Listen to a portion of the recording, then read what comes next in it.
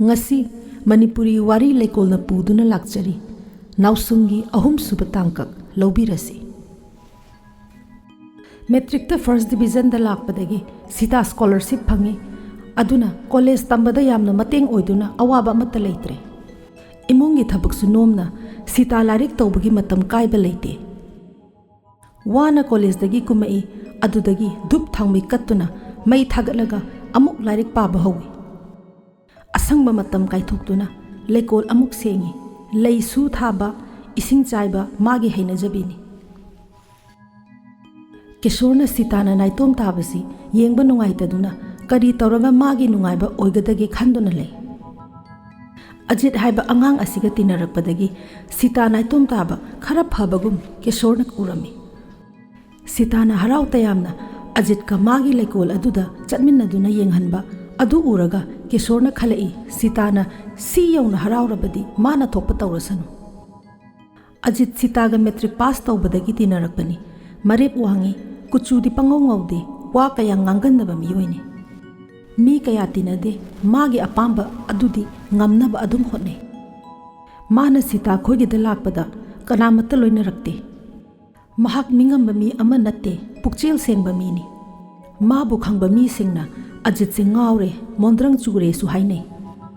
Ajit arts ki satrani Sitana science ki satrani. Thangnaba kadagi Kishorna makhoi anina sanaba wari kaya takhi. Nongma Ajitna hangki Sita nang BSc tamgadawribra natraga doctor tamgadra. Sitana khumi aidi babana doctor tamhangani haire. Adubo baba thadoklaga ai ithanta chatningdene. Ajitna noklaga haiki adudi baba su puraga ada anoba yum ama amuk saraga nangi doctor tamba loidri phawba leminaru rone. Sita tumina lerami sakpham khitang hanjin khirami. Ajitna amuk ka hanglei Sita nang baba se yamna nungsibra. Sita na khumlei nungsidadi yamna nungsi. Sita na amuk hairei Ajit aikhoigi pukri mapanda haino pambi asidagi haino asangba khara hekpiyu achar semlaga nangi su saruk thunglake. Nangbu achar semba heibrane haitadiya phare adudi aigi saruk thungani wasau. Saitya laik tamangi soidana saruk thungbige. Makhoi ani pukri mapalgi haino makhong tana laklami. Ajitna purit adu lokthokladuna Sita da paihalaga haino ka khirami. Sitana makhada haino khungadabagi ngairami.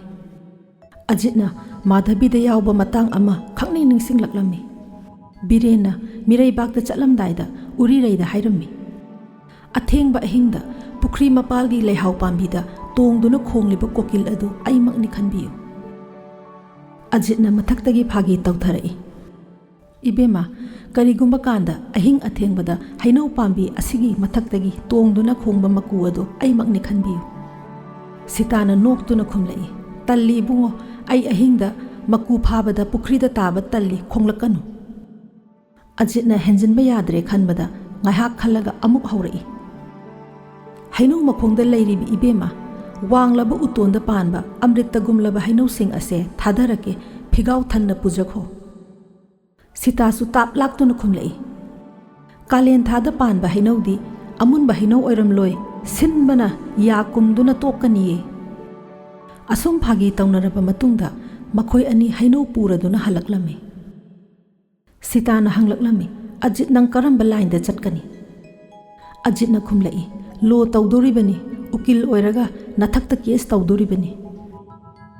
Aina kaidorubagi case tawdoriba. Ajitna aina haiba amatta yade haibagi damakta. O nangna haiba yadraga hek case tawba yaba.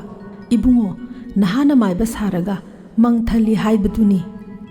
Lo ka tamlunune haiba inba angang oiduna layo iche kabog leibige ko. Sitagi phagida khara henjin khraba aduda Ajitsu sakpam hanjilaga hairei. Angang nangna iche ka haina tawridubu yamna ahal saningiro hanubi abok Sita kaurgene. Ningol chakauba matam lakle. Kishor manebu kauge khalambadu manedi magide lei. Sitana hek hek hangi baba ningol chakauba haibasi karino. ꯀꯤꯁꯣꯔꯅ ꯈꯨꯝꯈꯤ, ꯃꯌꯨꯝ ꯄꯥꯟꯈ꯭ꯔꯕꯤ ꯅꯤꯡꯉꯣꯜꯁꯤꯡꯕꯨ ꯃꯃꯥ ꯃꯄꯥ ꯃꯕꯨꯡ ꯃꯧꯄ꯭ꯋꯥꯅ ꯆꯥꯛ ꯀꯧꯔꯒ ꯗꯈꯤꯅꯥ ꯆꯥꯎꯅ ꯇꯧꯔꯒ ꯅꯤꯡꯉꯣꯜꯗꯒꯤ ꯕꯔ ꯅꯤꯍꯧꯕꯒꯤ ꯋꯥꯅꯤ꯫ ꯅꯨꯃꯤꯠ ꯑꯁꯤꯗ ꯃꯧ ꯑꯃꯠꯇ ꯌꯥꯎꯔꯣꯏ꯫ ꯂꯥꯞꯅ ꯂꯩꯈ꯭ꯔꯕꯤ ꯃꯌꯨꯝ ꯄꯥꯟꯈ꯭ꯔꯕꯤꯁꯤꯡꯅ ꯃꯕꯨꯡ ꯃꯧꯄ꯭ꯋꯥ ꯃꯆꯤꯟ ꯃꯅꯥꯎ ꯎꯅꯕꯒꯤ ꯅꯨꯃꯤꯠꯅꯤ꯫ ꯀꯤꯁꯣꯔ ꯐꯥꯒꯤ ꯑꯃ ꯇꯧꯅꯤꯡꯂꯛꯂꯦ, ꯃꯈꯥ ꯇꯥꯔꯛꯏ, ꯍꯌꯦꯡ ꯅꯪꯅ ꯑꯩ ꯊꯥꯗꯣꯛꯇꯨꯅ ꯌꯨꯝ ꯄꯥꯟꯈ꯭ꯔꯕ ꯃꯇꯨꯡꯗ ꯅꯤꯡꯉꯣꯜ ꯆꯥꯛꯀꯧꯕ ꯅꯨꯃꯤꯠꯇ ꯅꯪꯕꯨ ꯆꯥꯛꯀꯧꯒꯗꯧꯔꯤꯕꯅꯤ꯫ ꯁꯤꯇꯥ ꯐꯦꯠ ꯁꯥꯎꯔꯛꯑꯝꯃꯤ, ꯑꯩꯗꯤ ꯀꯩꯗꯧꯕꯒꯤ ꯌꯨꯝ ꯊꯥꯗꯣꯛꯀꯗꯧꯔꯤꯕ? ꯆꯥꯛ ꯑꯃꯠꯇ ꯀꯧꯕꯤꯅꯨ꯫ ꯑꯩ ꯆꯠꯁꯨ ꯁꯨꯡꯆꯠ ꯆꯠꯂꯣꯏ, ꯅꯪꯅ ꯇꯥꯜꯂꯐꯧ ꯆꯠꯂꯣꯏ꯫ ꯃꯆꯥꯅꯨꯄꯤꯒꯤ ꯃꯇꯧ ꯑꯗꯨ ꯅꯨꯡꯁꯤꯕꯅ ꯀꯤꯁꯣꯔ ꯍꯥꯏꯐꯝ ꯈꯪꯗ꯭ꯔꯦ꯫ ꯃꯅꯥꯛꯇ ꯆꯪꯁꯤꯜꯂꯒ ꯂꯨꯃꯥꯡꯗ ꯍꯥꯏꯊꯔꯛꯂꯤꯕ ꯁꯝ ꯑꯗꯨ ꯍꯥꯏꯒꯠꯄꯤꯔꯗꯨꯅ ꯍꯥꯏꯔꯛꯏ, ꯅꯪꯕꯨ ꯕꯕꯥ ꯊꯥꯗꯣꯛꯇꯨꯅ ꯁꯨꯡꯆꯠ ꯆꯠꯂꯣꯏꯗ꯭ꯔꯥꯅꯦ? ꯁꯤꯇꯥ ꯈꯨꯝꯗꯅ ꯇꯨꯃꯤꯟꯅ ꯑꯗꯨꯝ ꯂꯩ꯫ ꯀꯤꯁꯣꯔ ꯃꯆꯥꯅꯨꯄꯤꯒꯤ ꯃꯇꯧ ꯑꯗꯨꯗ ꯑꯃꯨꯛꯀ ꯍꯦꯟꯅ ꯅꯨꯡꯁꯤꯔꯝꯃꯤ, ꯃꯆꯥꯕꯨ ꯆꯦꯠ ꯀꯣꯟꯁꯤꯜꯂꯝꯃꯤ꯫ ꯀꯤꯁꯣꯔ ꯍꯟꯗꯛ ꯃꯔꯛ ꯅꯤꯡꯉꯣꯜ ꯆꯥꯛꯀꯧꯕꯒꯤ ꯋꯥꯠꯇ ꯈꯟꯗꯨꯅ ꯂꯩ꯫ ꯊꯕꯛ ꯆꯠꯀꯦ ꯍꯥꯏꯅ ꯀꯤꯁꯣꯔꯅ ꯊꯣꯔꯛꯄꯗ ꯑꯖꯤꯠ ꯍꯥꯏꯕ ꯅꯨꯄꯥ ꯃꯆꯥ ꯑꯗꯣ ꯍꯦꯛ ꯆꯪꯂꯛꯑꯝꯃꯤ꯫ ꯀꯤꯁꯣꯔꯕꯨ ꯎꯕꯗ ꯍꯥꯏꯔꯛꯏ, ꯕꯕꯥ, ꯑꯩ ꯕꯕꯥꯗ ꯋꯥ ꯑꯃꯠꯇ ꯍꯥꯏꯒꯦ ꯂꯥꯛꯄꯅꯤ꯫ ꯀꯤꯁꯣꯔꯅ ꯉꯛꯅ ꯍꯪꯉꯤ, ꯑꯩꯉꯣꯟꯗ? ꯀꯔꯤ ꯋꯥꯅꯣ? ꯑꯖꯤꯠꯅ ꯍꯥꯏꯔꯛꯏ, ꯑꯩꯈꯣꯏ ꯏꯃꯥꯅ ꯁꯤꯇꯥꯁꯦ ꯍꯟꯗꯛ ꯑꯩꯈꯣꯏꯗ ꯅꯤꯡꯉꯣꯜ ꯆꯥꯛꯀꯧꯒꯦ, ꯕꯕꯥ ꯌꯥꯒꯗ꯭ꯔꯥ ꯍꯪꯉꯣ ꯍꯥꯏꯗꯨꯅ ꯂꯥꯛꯄꯅꯤ꯫ ꯀꯤꯁꯣꯔ ꯉꯥꯏꯍꯥꯛ ꯈꯟꯊꯩ, ꯆꯠꯍꯟꯕꯗ ꯀꯔꯤ ꯀꯥꯏꯕ ꯂꯩ? ꯀꯤꯁꯣꯔꯅ ꯈꯜꯂꯛꯏ, ꯑꯩꯒꯤꯗ ꯂꯩꯔꯨꯕꯁꯤ ꯃꯍꯥꯛꯀꯤ ꯃꯔꯥꯏꯕꯛ ꯌꯥꯝꯅ ꯊꯤꯕꯅꯤ꯫ ꯃꯤ ꯈ꯭ꯋꯥꯏꯒꯤ ꯑꯣꯏꯔꯗꯤ ꯃꯕꯣꯛꯅ ꯅꯠꯇ꯭ꯔꯒ ꯃꯔꯤ ꯃꯇꯥ ꯑꯃꯅ ꯀꯧꯗꯨꯅ ꯅꯤꯡꯉꯣꯜ ꯆꯥꯛꯀꯧꯕ ꯌꯥꯎꯕ ꯐꯪꯖꯒꯗꯕꯅꯤ꯫ ꯑꯩꯒꯤꯗ ꯂꯩꯔꯨꯕꯗꯒꯤ ꯃꯗꯨꯒꯤ ꯈꯨꯗꯣꯡꯆꯥꯕꯗꯨ ꯐꯪꯗ꯭ꯔꯦꯗꯣ꯫ ꯀꯤꯁꯣꯔꯅ ꯑꯃꯨꯛꯀ ꯈꯜꯂꯛꯏ, ꯉꯁꯤ ꯑꯖꯤꯠꯅ ꯍꯥꯏꯔꯤꯕꯁꯤ ꯌꯥꯔꯕꯗꯤ ꯁꯤꯇꯥ ꯅꯤꯡꯉꯣꯜ ꯆꯥꯛꯀꯧꯕ ꯌꯥꯎꯕꯒꯤ ꯈꯨꯗꯣꯡꯆꯥꯕꯁꯨ ꯐꯪꯂꯅꯤ꯫ ꯑꯖꯤꯠ ꯌꯦꯡꯗꯨꯅ ꯍꯥꯏꯔꯛꯏ, ꯐꯔꯦꯅꯦ, ꯅꯣꯏꯒꯤ ꯏꯃꯥꯅꯕꯨ ꯍꯥꯏꯔꯕꯗꯤ ꯑꯩꯗꯤ ꯀꯔꯤꯁꯨ ꯀꯥꯏꯗꯦꯅꯦ꯫ ꯆꯥꯛꯀꯧꯕ ꯆꯠꯄꯒꯤ ꯐꯤꯔꯣꯜ ꯁꯤꯇꯥꯒꯤꯗꯤ ꯋꯥꯠꯇꯦ, ꯃꯕꯣꯛꯅ ꯊꯝꯃꯝꯕ ꯑꯗꯨꯅ ꯂꯦꯝ ꯄꯥꯡꯅ ꯀꯣꯟꯅꯩ꯫ ꯁꯤꯇꯥ ꯑꯌꯨꯛ ꯉꯟꯇꯥ ꯍꯧꯗꯨꯅ ꯏꯔꯨ ꯃꯥꯏꯊꯖꯔꯒ ꯀꯦꯅ ꯆꯥꯛꯀꯧꯕ ꯆꯠꯅꯕ ꯁꯦꯝ ꯁꯥꯔꯝꯃꯤ꯫ ꯀꯤꯁꯣꯔꯅ ꯃꯆꯥꯅꯨꯄꯤꯕꯨ ꯑꯖꯤꯠꯀꯤ ꯃꯌꯨꯝꯒꯤ ꯊꯣꯡꯒꯥꯜ ꯐꯥꯎꯕ ꯊꯤꯟꯕꯤꯔꯨꯏ꯫ ꯂꯝꯕꯤꯗ ꯍꯋꯥ ꯒꯥꯔꯤ, ꯀꯥꯔ, ꯖꯤꯞ, ꯔꯤꯛꯁꯣ, ꯁꯥꯏꯀꯜ ꯄꯨꯝꯅꯃꯛ ꯈꯨꯔꯛ ꯍꯥꯡꯗꯅ ꯆꯠꯅꯔꯤ꯫ ꯃꯗꯨꯒꯤ ꯃꯔꯛ ꯑꯗꯨꯗ ꯌꯥꯎꯔꯤꯕ ꯀꯤꯁꯣꯔ ꯃꯄꯥ ꯃꯆꯥꯅꯤ꯫ ꯍꯦꯛ ꯌꯧꯕꯒ ꯑꯖꯤꯠꯀ ꯃꯃꯥꯒꯅ ꯊꯣꯔꯛꯇꯨꯅ ꯐꯖꯅ ꯑꯣꯛꯇꯨꯅ ꯄꯨꯁꯤꯟꯈꯤꯔꯝꯃꯤ꯫ ꯅꯨꯡꯊꯤꯜ ꯆꯥꯛꯀꯧꯕ ꯍꯜꯂꯛꯂꯒ ꯆꯥꯛꯀꯧꯕꯒꯤ ꯋꯥꯔꯤ ꯇꯝꯕꯗ ꯑꯃꯨꯛ ꯇꯣꯏꯕ ꯂꯣꯏꯈ꯭ꯔꯦ꯫ ꯃꯨꯒꯥꯒꯤ ꯁꯅꯥ ꯃꯆꯨꯒꯤ ꯏꯅꯐꯤ ꯑꯃ ꯗꯈꯤꯅꯥ ꯑꯣꯏꯅ ꯇꯧꯔꯛꯏ ꯍꯥꯏꯗꯨꯅ ꯄꯨꯊꯣꯔꯛꯏ꯫ ꯃꯃꯥꯗꯨꯅ ꯂꯨꯅ ꯇꯧꯕ, ꯆꯥꯛ ꯏꯟꯁꯥꯡ ꯍꯥꯎꯕ, ꯔꯦꯗꯤꯑꯣ ꯇꯥꯕ, ꯔꯦꯀꯣꯔꯗ ꯈꯣꯡꯕꯒꯤ ꯋꯥꯔꯤ ꯑꯃꯗꯤ ꯃꯥꯒꯤ ꯑꯇꯩ ꯍꯔꯥꯎꯖꯕꯒꯤ ꯋꯥꯔꯤ ꯃꯌꯥꯝ ꯑꯗꯨ ꯇꯥꯔꯒ ꯀꯤꯁꯣꯔꯅ ꯈꯜꯂꯛꯏ, ꯁꯤꯇꯥꯅ ꯉꯁꯤ ꯍꯔꯥꯎꯔꯤꯕ ꯑꯁꯤꯒꯨꯝꯅ ꯃꯃꯥꯡꯗ ꯑꯃꯨꯛꯇ ꯍꯔꯥꯎꯈꯤꯗ꯭ꯔꯤꯕ ꯃꯥꯜꯂꯦ꯫ ꯅꯣꯡꯃ ꯑꯃꯨꯛ ꯂꯥꯛꯇꯨꯅ ꯃꯄꯥꯒꯤ ꯃꯅꯥꯛꯇ ꯁꯨꯔꯨ ꯁꯨꯔꯨ ꯅꯩꯔꯗꯨꯅ ꯁꯤꯇꯥꯅ ꯍꯥꯏꯔꯦ, ꯕꯕꯥ, ꯑꯩꯈꯣꯏꯒꯤ ꯀꯣꯂꯦꯖꯀꯤ ꯄꯤꯛꯅꯤꯛ ꯆꯠꯀꯗꯧꯔꯤ, ꯑꯩ ꯌꯥꯝꯅ ꯌꯥꯎꯅꯤꯡꯉꯤ꯫ ꯀꯤꯁꯣꯔꯅ ꯋꯥꯈꯜ ꯀꯌꯥ ꯈꯜꯂꯛꯏ, ꯏꯃꯨꯡꯁꯤꯗꯒꯤ ꯍꯦꯟꯅ ꯑꯅꯧꯕ ꯎꯕ ꯐꯪꯗ꯭ꯔꯕ ꯃꯥꯅꯕꯨ ꯅꯨꯡꯉꯥꯏꯅꯤ ꯍꯥꯏꯔꯕꯗꯤ ꯆꯠꯆꯔꯨꯁꯅꯨ꯫ ꯃꯍꯥꯛꯅ ꯍꯥꯏꯔꯛꯏ, ꯀꯔꯤꯒꯤ ꯊꯣꯛꯃꯣꯛꯀꯤ ꯄꯤꯛꯅꯤꯛ? ꯀꯔꯤꯁꯨ ꯀꯥꯟꯅꯗꯕ, ꯄꯩꯁꯥꯅ ꯄꯩꯁꯥ ꯂꯩꯇꯕꯅꯦ, ꯄꯩꯁꯥ ꯀꯌꯥ ꯈꯥꯏꯅꯩ ꯍꯥꯏꯅꯕꯒꯦ? ꯁꯤꯇꯥꯅ ꯍꯔꯥꯎꯅ ꯍꯥꯏꯔꯛꯏ, ꯂꯨꯄꯥ 10 ꯈꯛꯇꯅꯦ, ꯑꯗꯨꯕꯨꯗꯤ ꯑꯩꯒꯤꯁꯨ ꯂꯩꯖꯔꯦ꯫ ꯀꯤꯁꯣꯔꯅ ꯂꯥꯎꯍꯠꯂꯝꯃꯤ, ꯇꯨꯃꯤꯟ ꯂꯩꯌꯨ, ꯅꯪꯕꯨ ꯅꯔꯅꯥꯏ ꯄꯩꯁꯥ ꯄꯨꯊꯣꯛꯇꯨꯅ ꯄꯤꯛꯅꯤꯛ ꯆꯠꯂꯨ ꯀꯅꯥꯅ ꯍꯥꯏ? ꯑꯩ ꯂꯩꯔꯤꯕꯁꯤ ꯎꯗ꯭ꯔꯥ? ꯁꯤꯇꯥꯅ ꯈꯔ ꯐꯒꯗ꯭ꯔꯥ ꯈꯟꯗꯨꯅ ꯍꯥꯏꯔꯨꯕꯗꯨ ꯑꯔꯦꯝꯕ ꯇꯥꯔꯦ꯫ ꯃꯃꯥꯏ ꯑꯗꯨ ꯉꯥꯡꯁꯤꯜꯂꯗꯨꯅ ꯂꯨꯛꯊꯗꯨꯅ ꯂꯩ꯫ ꯃꯆꯥꯅꯨꯄꯤꯒꯤ ꯃꯇꯧ ꯑꯗꯨ ꯀꯤꯁꯣꯔ ꯌꯦꯡꯕ ꯌꯥꯝꯅ ꯅꯨꯡꯉꯥꯏꯇ꯭ꯔꯦ꯫ ꯇꯞꯅ ꯍꯥꯏꯔꯛꯏ, ꯑꯩꯒꯤ ꯐꯨꯔꯤꯠ ꯈꯥꯎꯗꯒꯤ ꯕꯦꯒ ꯄꯨꯔꯛꯎ꯫ ꯕꯦꯒ ꯑꯗꯨꯗꯒꯤ ꯂꯨꯄꯥ 15 ꯈꯛ ꯄꯨꯊꯣꯛꯂꯒ ꯄꯤꯔꯒ ꯍꯥꯏꯔꯛꯏ, ꯁꯦ, ꯂꯨꯄꯥ 10 ꯑꯃ ꯈꯥꯏꯅꯈ꯭ꯔꯣ, 5 ꯑꯃꯅ ꯅꯪꯒꯤ ꯂꯝꯕꯤꯒꯤ ꯈꯔꯆ ꯑꯣꯏꯌꯨ, ꯑꯗꯨꯒ ꯕꯦꯒ ꯑꯁꯤ ꯑꯃꯨꯛ ꯍꯥꯞꯆꯤꯜꯂꯝꯃꯨ꯫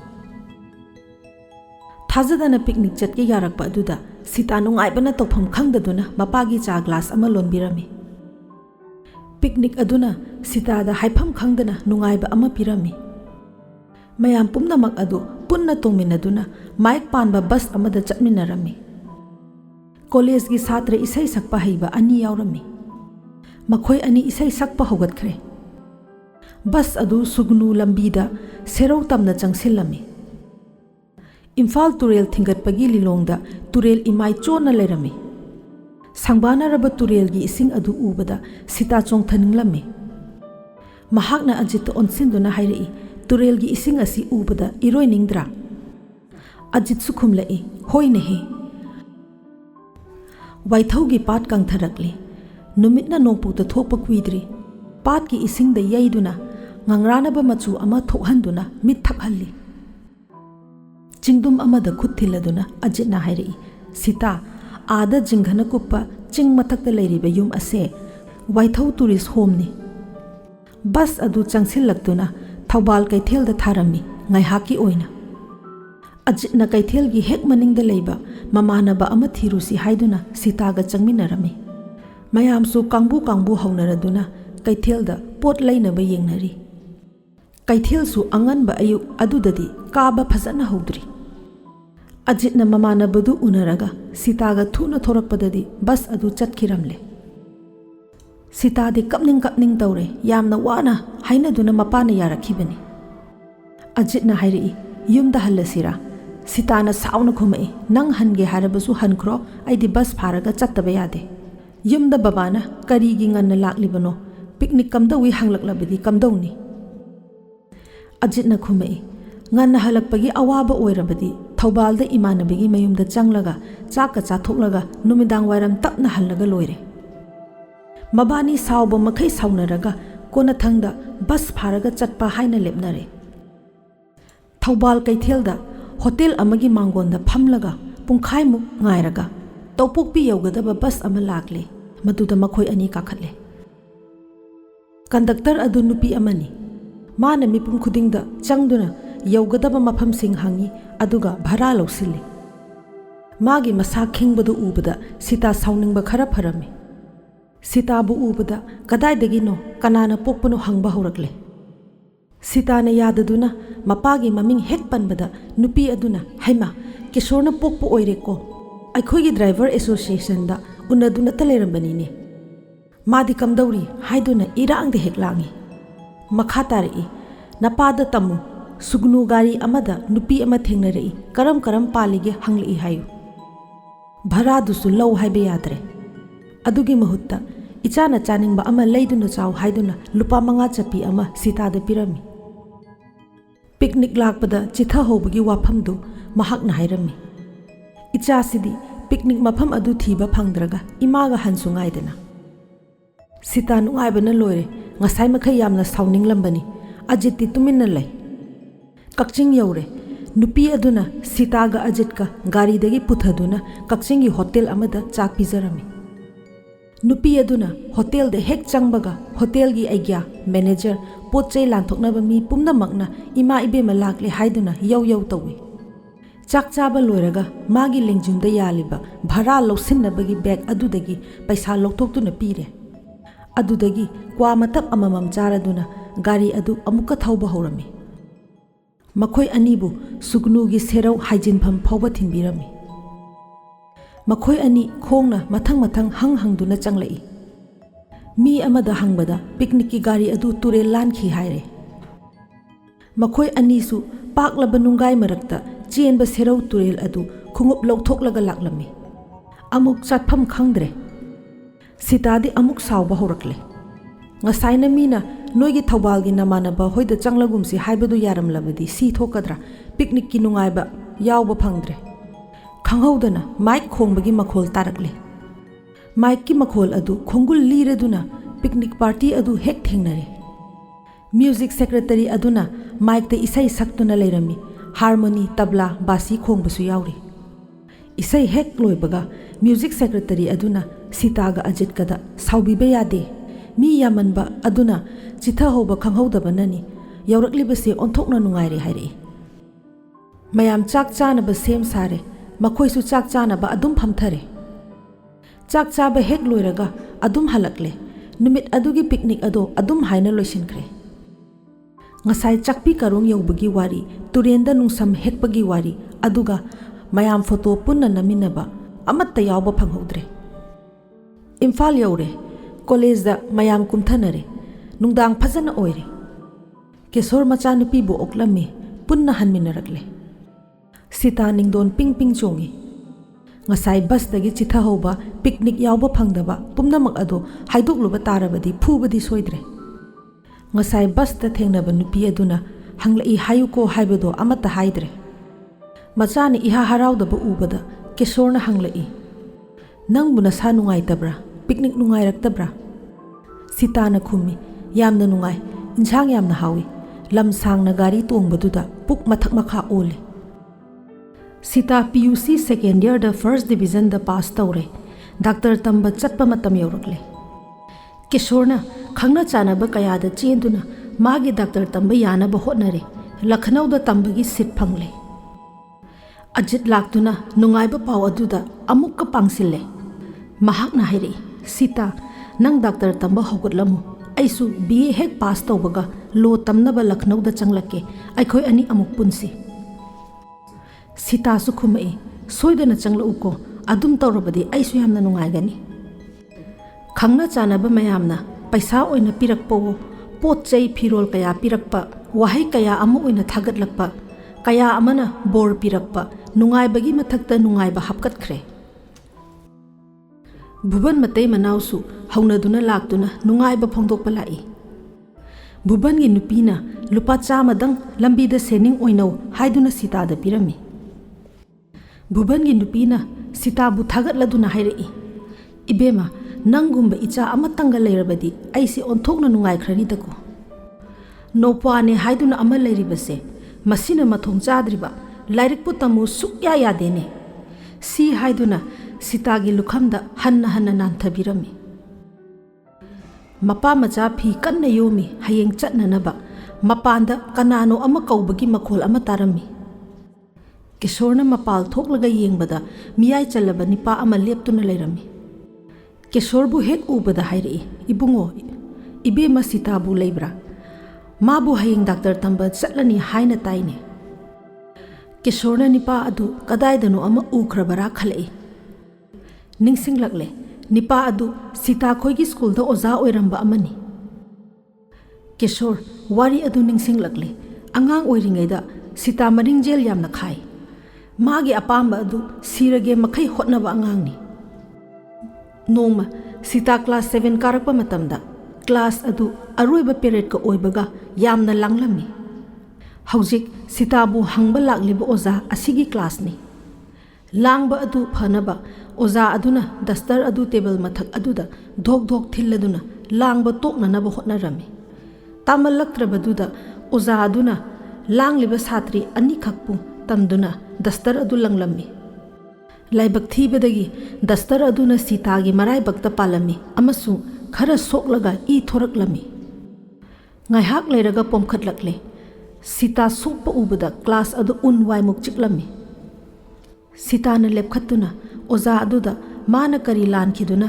duster na tharibano haina hangmada oza aduna langbagini amuk langkhodana haina khumlei Sita na amuk hairami langba midi aisu natana oza na aingonda tainariba karigino oza aduna tumilayo amuka chai chagera hek hai Sita na khaw mari aduna maidagi I taithoklaga khaw adu puraduna class adudagi thoraklami Oza aduna I adu ubada Sita ngaikho yengkhige haina khami adubu Sita di lepa leitana chatkibana yum yaukhirami Kishore laikon gi teklaba sambal punsinduna leirami Machanupina phingna lakpa ubada ngaktuna yenglami Niti gidi baba ai lae haiduna laurakpani adubu ngasidi imungda chumdring changkhre Kishore na imungda changlakpadadi Sita di makhyat chikladuna mamit I muk ngangba makhai phamungda phamduna leiba urami Kishore na Sita gi mamaida I thokladuna pomba adu urami swai lauki hangi hai kaidore cycle da thengkibra Sita na phungatlaba makholna hairi baba ai schools da tamlaroi aikhoi ozana aigi maida duster na thai aidi langsu langdana Sita kapkadore Kishore saukhibana I kakhre Lairamba phibam aduda machanupi puroduna school tamna thuna laklami matam adu Kishore gunda yu thakpa haina phauringai wani school hek yaubaga oza adu class loduna leirami suti tharam gadore Kishore kaduda changlaga ozaduda I kaduna hairei. Hey, nangla, aigi ichada dastarna tharaga mamaida I thokhanbira ibase. Oza aduna kitang ngakpagumdi tawi adubu khumlei. Langi haiduna taurubani aduda soikra male kayambu soklagene. Pakhum aduda Kishoregi asawbagi mathakta mai hairami. Makhawa ngangdana Oza adubu chawkri mathak adudagi mangaksam laktuna chingtharaklaga mapanda puthораklami amasung phuba horami. Class ategi oza mayam chenthoknaraklami. Kishorna aigi ichagi mamaida dastarna thaba ngamba nangbu namaidu khara kaidradi nungairaroi haiduna mamai adu thongda sujinbada pisum adu phajana kaire. Kishorna aina phoba khupakna set thajadaba angangni aduga nangna ichabu mamai thugairaga tharakpa. Nangbu aigi icha waraknaba leibara. Aigi icha da khut thaba ngamba nakhutto thudekani haiduna oza adugi yet thangba makhut adu laktuna chinglami. Headmaster adu thoraktuna ibungo soikiba haibaduni saubiba tawranu haiduna khambadagi ingthanaki. Ngasi laklibase madugi oza aduni. Kishore su khumai ma manungda lei lengsinbirau mora ama tharami. Oza aduna Sitabu makokta nanbiraduna ichana doctor tamba chatkani tabada amukta unage haiduna lakpani hairaduna lairik amasu khudol pot oina pirami. Cha thakho haiba amata yadana oza adu adum chatkare. Ahing adu hayengi awat apa khanbada amata tumba yakhide. Bas thaphamda mayam mapa machabu thindokpa chatlami. Kishore masamakna machanupibu thinba chatlibani. Sitadi mapunsigi ahanba mapanda thokcharakpani. Bas aduna chingman phauduna chatpaduda mapada mathang mathang hangjarai. Kishore su lamsing adugi maming mathang mathang taklami. Sekmai, Kangpokpi, Karong, Mau, Kohima mathang mathang lanthorakle. Kangpokpi yoramdaida machanupibu Kaubrugi mandir adu uhalami amasung mapa macha gari mathaktagi khutlona duna khurumjarami. Bus adu chatpagi loiba khamba naidrabaduda Sitana Baba Manipur haibasi yamna chawina haiduna hairakpada Kishorna noklaga khummi hoine chawine. Mauga Nagaland ga tainaba Manipur gi aroiba ngamkhai aduda khut thilladuna hairi Kishorna ibema hauzik Manipur loirabani Nagaland yauredo. Mapa macha asumna mathang mathang chatladuna Lucknow yaurami. Machanupigi mingchanba khotpa loina loiba phawa yauraga yumda halaknaba sem sarami. Magi mayumdagi hena chathokchaba phangjadrabi mapalgi sangsargi angakpa phajaba awaba nungaiba kaya thengnaba phangjadrabi Sita. Ngasidi mamanaba mayam adugi marakta doctor tamba yauba phangjahobudu uraga Kishore machanupiga kainarabusu mapukningde nungaijarami. Kishore Sitagi tha amagi lupa chahum khaktang thanaba hotnabada yamna wakhre aduga madugi mathakta parikha matamdadi chama chanidang oirabasu henbatai. Mamanabigidi thada chamnga chatruk tharibani Kishorgidi aduk yamna thanaba leite. Amaromda magi leite laira munna khanglabi machanupida magi leite baduna maram oiduna miga mimana dabadusu mahak pamde aduna darkar leiri makhai thaba ngamnaba hotne. Kishore chumna bus driver oiba toktuna chingda malgari chatpagi thabak amuk haure. Adum taurabadi tanja chaba thada lising muk phangbasu yawi. Malgari chatpagi thabak tawingaidagi Kishore yumgi makhada ngahaktang phawba leitre. Karinguma matangdana thamuk yumda hanjindaba yaure. Kishore yu thakpa amuk haurakle. Machanupi leingaidagi yu thakpa toklurabani adubu haujikti hanagido amuk hanjallakle. Ahanbada thaktanaba yamna kanna honarami adubu maga chingda manda chatminagadaba khongbu oigadaba driver mayamna haijillai. Chingda chatlaga paisa tangadaba aikhoidi awaba kaya kaya kawkhinaba hidak khara khara thakpa tabani. Kishore su phana khanglami adubu magi hainabi lamchat aduna lakhatlakle. Yu thaklamdai khudingi machanupi ningsingi amuk matungda tawraroi haina khalli adubu mathangi numitta hekta ngamde. Singhata mal puduna chatpa numit amani nong yamna tarami.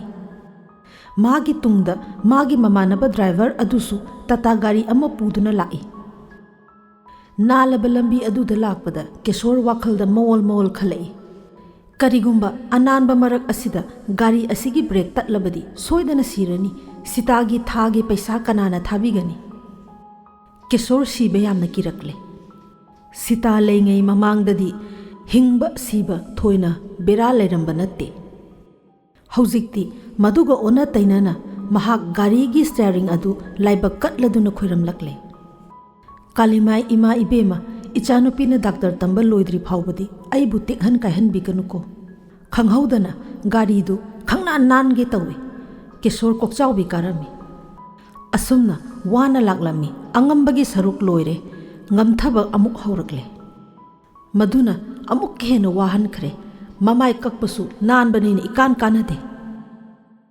तुरेल अदु यामना चाउरमले नुंगाय मरक अदुदा चेलिब तुरेल अदु लांथोकलकले मागी मरुप अदुना अमुक्ता लेपकिसी हाइदुना ngaihak पोथारमी नोंगसु लेपखरे मखोय मरीनी handman अनी अमगा थारगा अतोप driver अदुना मचानुपीगी ओइना हैतुपकुंबा खरे हेकिसी हाइदुना किशोरबु हौरमी किशोरसु यारमी तुरेल अदुगी मतुंग इन्ना ngaihak हाइथरगा चिंगमाय अदुदा काखतपदा हैतुप पांबी यामना लेरमले अतोप driver अदुदी उ काबा हैतबना किशोरना काबा तारमी महाक्ति थाइनदगी हौना उ काबा खोटपा यामना हैनरई सना मचु मानबा हैतुक मयाम अमा मथंग मथंग थाथरई मखादा खुल्लिबा मरुप अदुगी नंगंदा हैतुप अमना हेक पानबदा इस सिरे हेई हाइदुना कन्न हेक लाउरई मागी मरुप अदुगी नारिबा अदुगी खनगे लैतदुना अदुंगै माना पाखंग ओइरिङैदा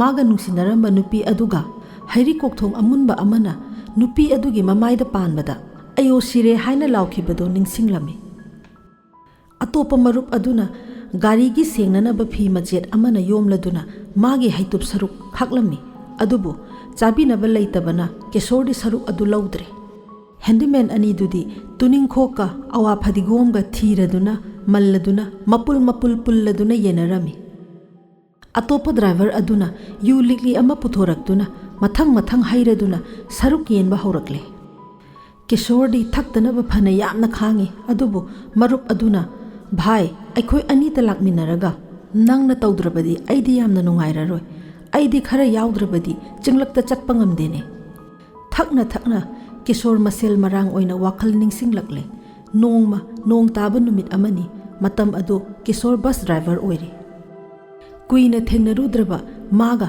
असमदा गाड़ी चटमिनरंबा अमा थेंगनरदुना यू थकमिनरमी मयुमदा मचानुपी लेहौरी हाइबा काउदे नोंग हेक लेपखिबगा ममसिलकले किशोर थुना युमदा हलकलमी मचानुपीना मई थांगतलमले अदुगा मपा ngaइबा ओइना चाक थोंगलमी सीता मतमदुदा चही 10 मुक्का सुरमलनी मपा लाकपा उबदा हराउबना बाबा लाकलब्रा हाइदुना खुदेंगदे इसिंग असाबा हैरदुना मपागी खोंखुट हामनाबा होटनरमी किशोरदी युगी मनम नमदनबा कन्न होटनरमी हाइरई नंगी चाक थोंगदबदु थोंगु आई इथंता तौजगे किशोर चुमना लेपा ngamददुना खरा हाइरा माले सीता मंगोंदा मुन्ना येंगदुना लैरे किशोर निंजिंगनबा अमा फाउरकले नोंगमा असुमना यू ngauduna halakpada सीताना नुंगाइखिदबदु उबदा किशोर यू थकपसी यारे मखै तोक्लबनी अदुबु नुमित अदुदा किशोर सीतागी ममांगदा मराल लैरबा अमगुम लेपतुना लैरे सीताना तपना चंगसिलगा हाइरई ngasi su yu थकलकप्रा किशोर खुंफम खंगदना लै अदुदगी खितंग नोकलगा हाइरई मसी अंगांग से हेक्ता हाइजिलई चाक थोंबगी चफु अदु थांगथरमलगा सीता फमुंग द चंखरे मखोल थोकना कपलकले किशोर तौफम खंगद्रे फमुंग द चंगदुना मचानुपी बु कोनखतले अमुक के हेना मखोल थोकना कपलकले अइबु इथंता लेहलगा बाबाना यू थकचिलगा हेक्ता लाकपा आई सिनिंगे किशोरना मचानुपी बु कोनसिनबिरदुना हाइरई इबेमसे इपा लालेबा से सुक्तौ तौररोय आई सीताना मागी साउबदु फबा कौबा लैखिद्रे नुमित अदु मपा मजा चाक चादना अहिंग अदु हौहनखिरमी नुमित अदुदगी मतम खरदी किशोर यू तंगलुद्रबनी अदुगा ममद्रिंगै ममांगदा युम सोइदना हंजिल्लमी। भाई अमुक्का हाइरक्के हाइदुना हेक हाइरक्पदा केशोर भाप ताबगुम तौई खुद खंदुना हाइरई ओ ए केशोर मसाना इया यादना यू थक्पा अमुक हौरे थिंगबिनबा मचानुपीदुसु लैत्रे। महाकी इंखोल सोंजिनबा हौरक्ले सीतागी लैकोल अदु मराई चाइथरक्ले मदु पुम्नमक्तु खंगना खंगना किशोर येंगसिनबा ngamdre। नोंग फादोकसु नुंगाइरक्त्रदुना लैकोलगी संबल अदु हेक हेक पुनसिनबा यावी मरक्ता हौबा नापी हेक हेक सेंगदोकपी अदुबो था अममुक येंगसिनबा हेक ngamdabada अमुक हेक्ता जंगल ओइरई। सीतादगी चिठी तोयना फंगी हाइरई मागी अहानबा चही लांथोखरे अदुदा नतना महाकना हंगलई पुखरीदा योकपा रौदु चावरब्रा पुखरीगी कंग सेंगदोकब्रा पुखरी मपालगी हैनौ मुल्लब्रा लैकोलगी अतर गुलाब हौखिबा सेप्टेम्बरदा मसा कक्खिब्रा लमांगदोंगी अबोक लाकब्रा लाकलबदी अैगी अहानबा चही लाले हाइबियु असिना चिंगबा। चिठी हेक फंगबा खुदिंगी केशोरना पुखरी सेंगदोई लैकोल सेमजिल्ली अदुगा अमुक चिठी हल्ली मसा कक्नुबदगी अनौबो चोंगलक्पा अतर गुलाब पांबीदा सातपा अतर गुलाब यामना चावे अंगौबदी पोमलक्पदा ngairi सनारा यामना सातले रौ मपी फाबा यावरे कुंदो पांबीदु लई लोइना केले थारंबा तुलसी बोंगी तुलसी अदु खोंनांग साना फजरी असिना चिंगबा चिठीगी अरोइबदा थोरक्तनबा हेक्ता हाइखी मरमदी इमुंगी सोक्थरक्लिबा मतौ असिदा मखा तमथररोय हाइना हाइरक्पसु याई। सीताना चिठीदा ममानबी अमगी मयुमगी वारी अमा इरई बाबा अैना लूना तिनबी इमानबी अमा लै मखोइगी युम अदु अैखोइगी कॉलेजदगी पंगलाप लापते मरक मरकता अै मखोइगीदा चटली मखोइगी चे साबगी कारखाना अमा लै ख्वाइदगी हेना फजबदी मखोइगी लैकोल अदुनी लैसु मखल इसु सुना साटले दालिया हाइबा ई मचू मानबी लै अमा साटली मसिदगी हेना फजबा लैसी लैत्रे माली अमना मखोइगी लैकोल अदु येंगसिल्ले यूबी पांबी मंगा खक हौरी ओंथोकना फजखरे लैकोल अदुगी मयाइदा फाउंटेन हाइबदी पेरे अमना इसिंग कापली अमसुंग मदुना अदुम लै इसिंग चाइजै मागी माली अदुना अैबु मेम साहेब कौवे माना लै मरु पीदुना अैंगोंदा लैरे अै थारक्के अदुगा बाबा हयेंग अैना डॉक्टर ओइरगा अैखोइगिसु लैकोलगी माली थमसिको असिना चिंगबा। केशोर मचानुपीगी असिगुंबा वाखल मयामसी मनिंग थुंगहनबा ngamgani ngamloi लेपथोकपा ngamdre यू थकमनबदगी मागी मसासु सोक्थरक्पा हौरे चाबा थकपा मतम चाना होटनबसु ngamdre अदुगा पैसा तानबा होटनदबसु यादे पैसा तानबा चटपा तारबदी मरुप मपांग मयाम उन्नबा ताई मरुप मपांग उन्नबा तारबदी यू थक्तबा ngamde।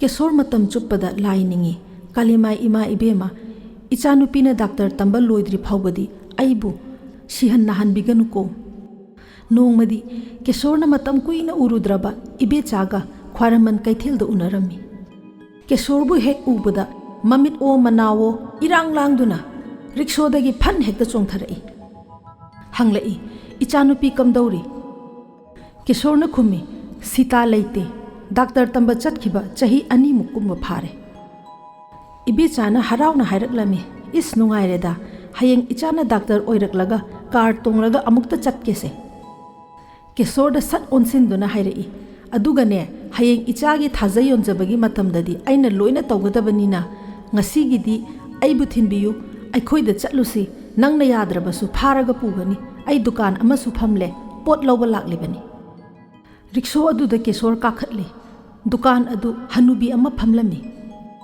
दुकान अदुगी मांगोंदा निपा मयामना वा वा निंदुना लेरमी इमुंगदा हेक चंगबगा इबेचागी हिसाब पाथोकपी हौरक्लमी लुपा चनीदु ओइरसु पिरमो अै सिगदौरे मीगी मरलना ख्वांग कोइरे केशोरना नोंगमा लाके हाइरमलगा थोरक्लमी युम असे मतम अमददी महाकी पोथाफमनी अदुबु ngasiदी मिकुप अमा फौबा लैनिंगद्रे केशोर मचानुपीगी अनी सुबा चही अमदी अहुम सुबा चही पास मथंग मथंग तौबगी नुंगाइबा पाउ फंगले सीताना खंबा थोइबीगे असाबा लाई जुरा अमत्ता हैंडलूम हाउस तगी लेरगा थाबिरऊ मागी मरुप अदुदा खुदोल तौगे हैरई किशोरना थूनमक थाखरे लोइनना पैसागीदमक्ता चिंगनगनु हाइबा चिठी अमसु हापखिरमी किशोर नादुना थबक चटपा ngamludre डॉक्टर दा चत्तुना येंगहनबदा चखाव खरा सोकले मोरोक चा you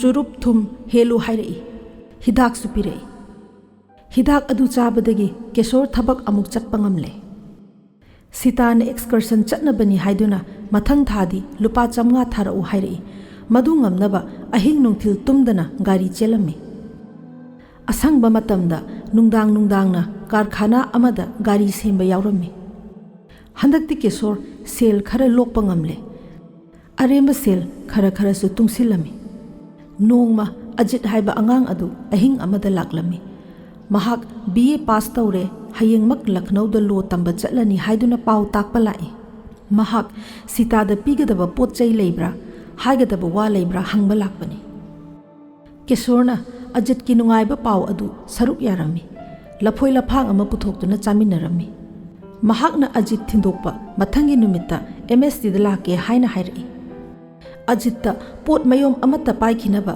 सीतादा पिरमनबा हाइरमी मथंगी नुमित्ता किशोरना मचानुपीना चाननबा कंगलायेन Kharga ngaki jau ayaiba khara yomba potyom ama ajitta pirami matang asida manipuri wari lekolna pujarakpa nausumgi ahum suba tangkak loisinjare aroi ba tangkak miyam da soiduna khudol tamjaraklagani pumnamakpu khurumjari